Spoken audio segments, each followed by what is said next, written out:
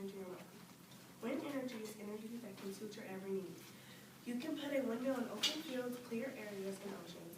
A windmill is a sight to see. When driving down the road and you see a tall structure in a field, it's probably a windmill. Wind energy is clean energy that doesn't hurt or pollute the earth.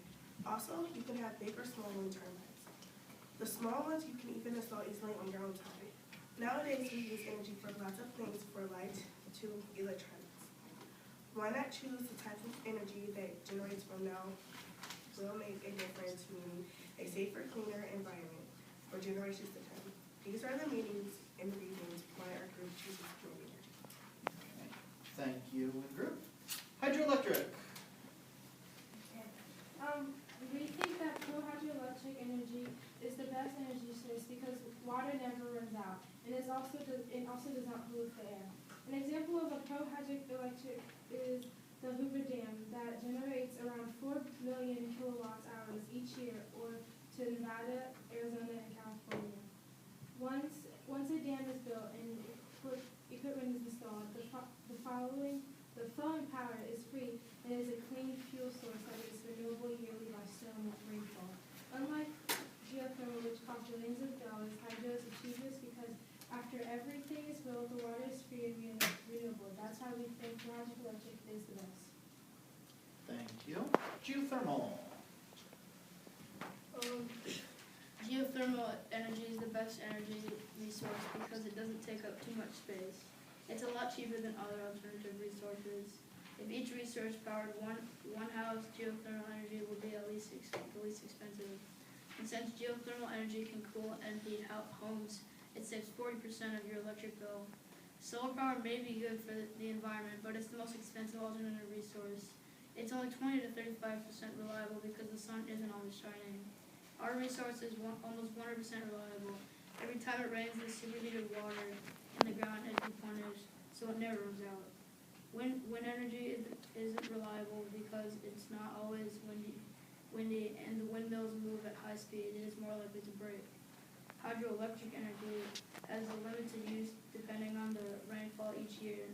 When there's not enough rain, they can't always run the machines, therefore no energy. Every so often, geothermal power plants release sulfur and other gases, but they are always filtered, so no harm comes to the environment. Wind energy kills birds and is very noisy which scares a lot of animals away. So the energy isn't very good for the environment. Hydroelectric energy isn't good for the environment either. It kills most of the population of salmon, and salmon is one of the most eaten fish. Hydroelectric energy also emits carbon dioxide and methane into the air, so it's not much better than using fuel. I hope you see why we chase such a reliable and eco-friendly resource, and we hope you'll choose us. Thank you. Solar. I don't think I remember it. Mr. Ross, you said we could do a skit. Yup. Yep, okay. I don't know why. So let's just do it right here. Let's do it right here. This way.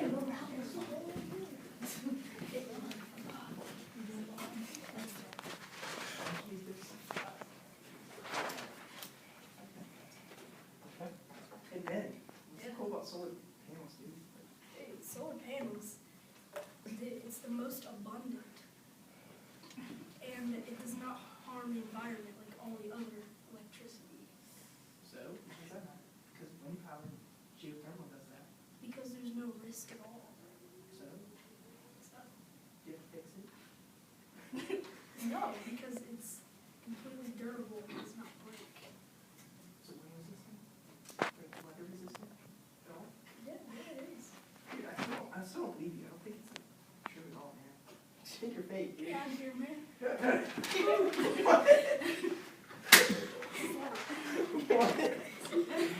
What is wrong with you? You need to finish it. You need to finish it. All right. Keep going. That's what's getting. Alright, so lots of information there. That's what do is information. Let's first of all give you 30 seconds. Okay, we're gonna go around and we'll give each group 30 seconds to say The hydroelectric group brought this up, and I disagree with that. Alright? So, let's start out with geothermal. Is there anything that anybody else said that you disagree with? Solar says that ours harm the environment, and it kind of doesn't because all the gases that are released get filtered, so it doesn't go into the environment at all. Okay, Bryce? And it's the smallest land footprint of any major power source. It's smaller than any of other power sources. It's Josh? Hydroelectric. They said that geothermal said it harms salmon when they can't get back in the spawn or fish, and it hurts the environment. Well, they build rivers around the dam so the fish can go back up. They build around the dam and it goes back up into the mainstream instead of it like they get trapped and they can't go up back up anymore. And when it floods, they build it deeper. They build the river, the dam part deeper, so like it doesn't go that far at all. Wind? Yes, ma'am. Geothermal said that it doesn't wind all the time, like there's not wind all the time, but with windmills, sometimes it like stores up energy so that when it's not as windy, they'll still work. And solar? I disagree with geothermal because when humans are working on it, some of those poisonous and hazardous gases could be released and they can inhale it and they could die from it. And when they're working on it, it could like blow up and kill them too. Okay. All right, so let's start out with some questions from our panel. Panel, when I call on you to give us a question, please make sure it's directed at one of the four groups. It doesn't matter which group, whichever one you want to ask, and whatever question you want to ask. All right, so Miranda, let's start with you. For wind, how many turbines will you need to power up in cities like New York?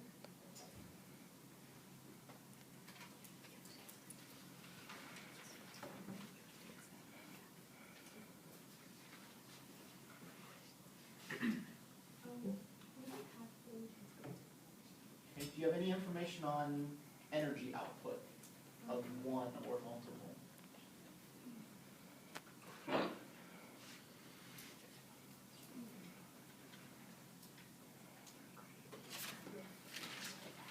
If I had one wind turbine, how much would that power one house, 10 houses, 100 houses?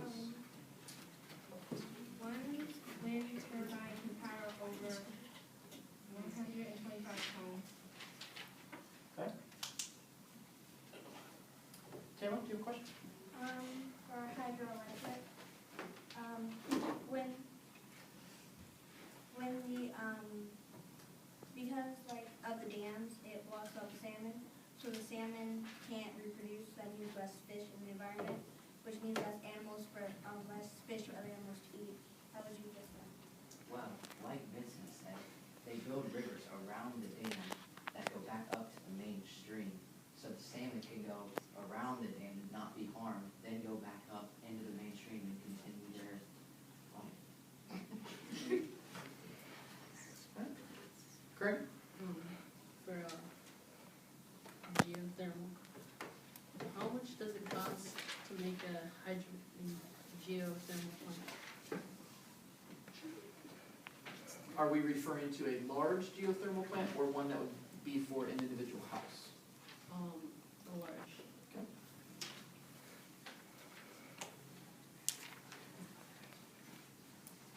Do we have any information on costs, so? Although we don't know the cost, it basically repays itself in one, because when you buy it, it pays off the energy, but it's worth 40% of your bill, so it's basically free energy, so it'll pay itself off. And actually,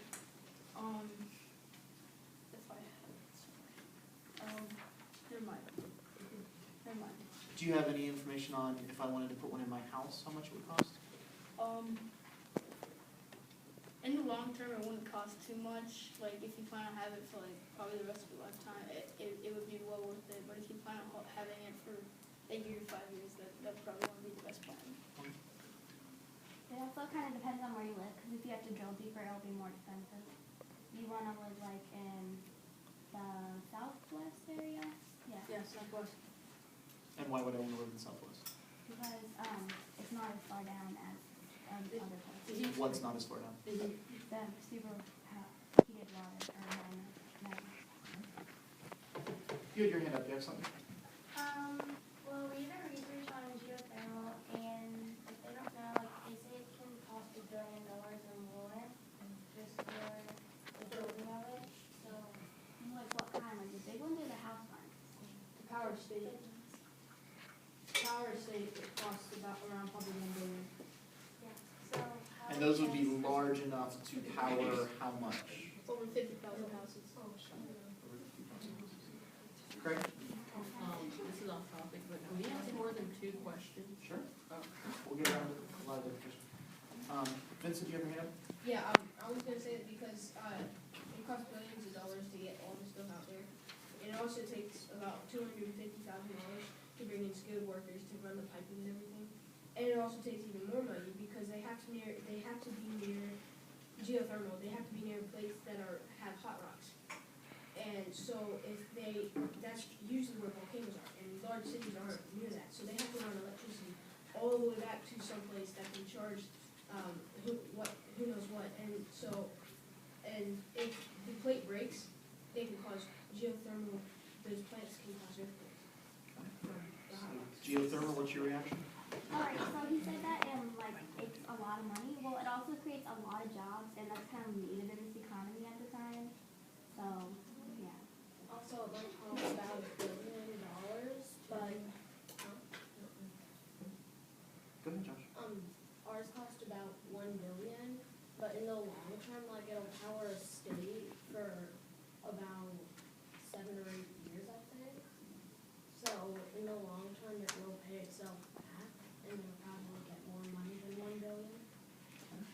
Wayne? Okay, well, like they said that it creates jobs, and even though it costs lots of money, you have to have the money for you to create the jobs, for you to build the thing, so how are you gonna have the money? If you don't have the money, you can't create a job. Nice. What Josh said, the Hoover Dam can generate around 4 billion kilowatts per hour each year. That's enough to power Nevada, Arizona, and California. That's around 1.3 million people, and that's a year. So that's more than how much it's in the power. Craig? For hydroelectricity. How many dams have broken since 1950?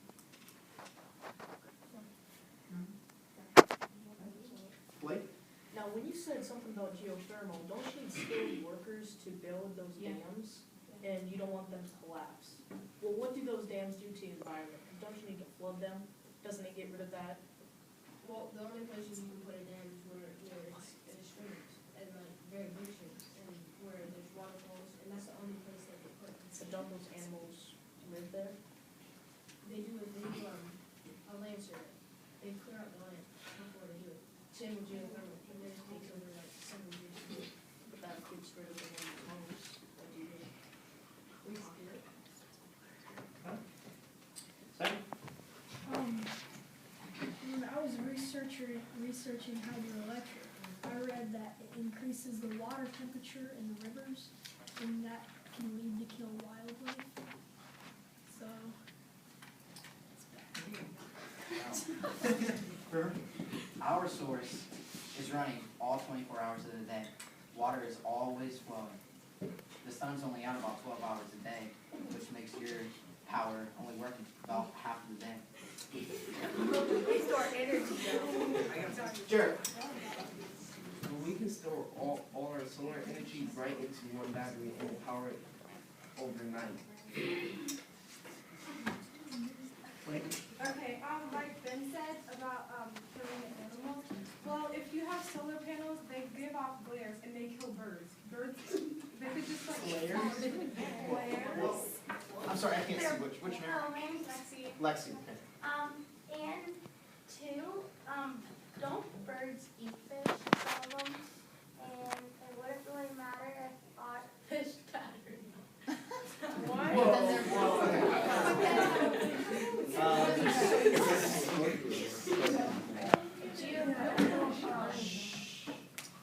It requires large land and you need room to put the pipes and build the power plant itself.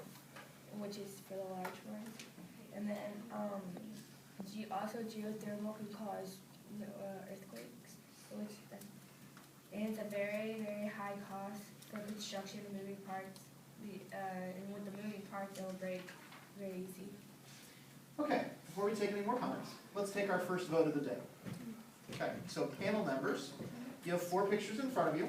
I'd like for you to look over your notes real quick and to pick and show us the picture of the energy source that you would right now most support.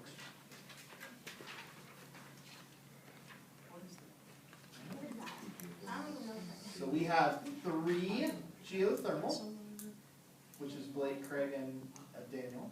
We have 2 of the hydroelectric and 1 solar power. Okay. So that means wind. You guys need to kick it up the air a little bit over there. Okay. River. Okay, I have a comment about solar. Manufacturing solar panels burns fossil fuels. And aren't we trying to not burn fossil fuels and learn our alternative ways? Solar? Want to respond to that?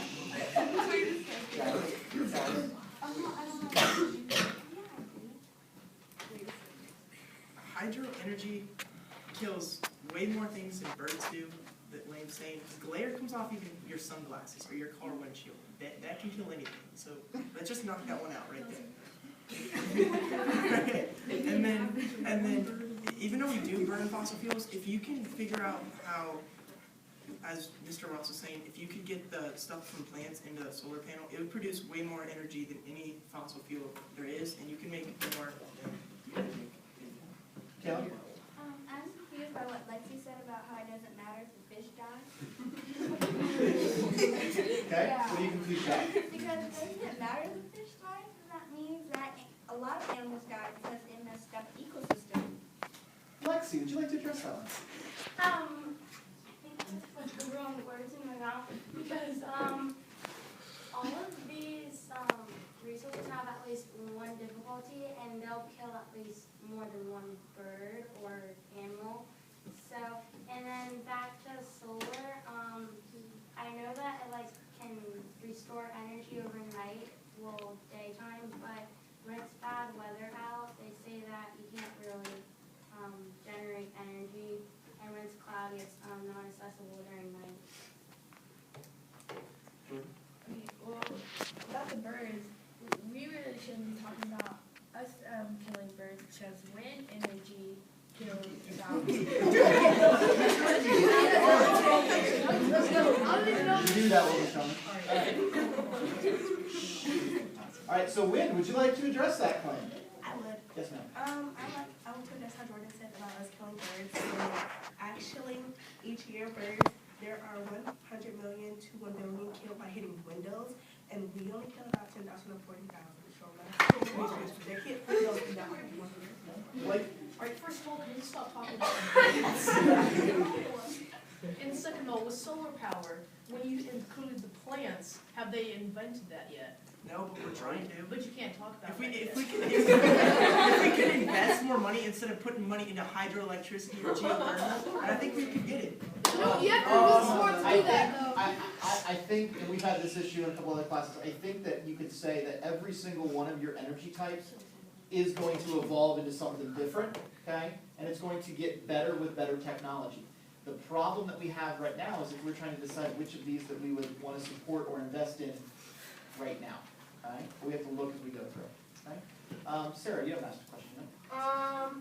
So when we, in science, we talked about how many solar panels you would need to power one house. So where would we find the room to put enough solar panels to power like whole cities?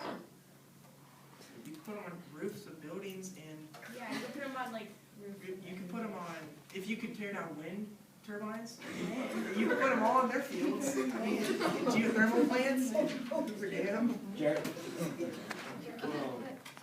Like, New York City is so huge, and you have lots of flat land, and I know that it does have sun that goes into it, because I've been there, and there's just sun going everywhere around it. So if we just take down the windows of most of the buildings that are all the way high up, and we just put solar panels on it, we will be getting like maybe 1 million kilowatts of energy by day.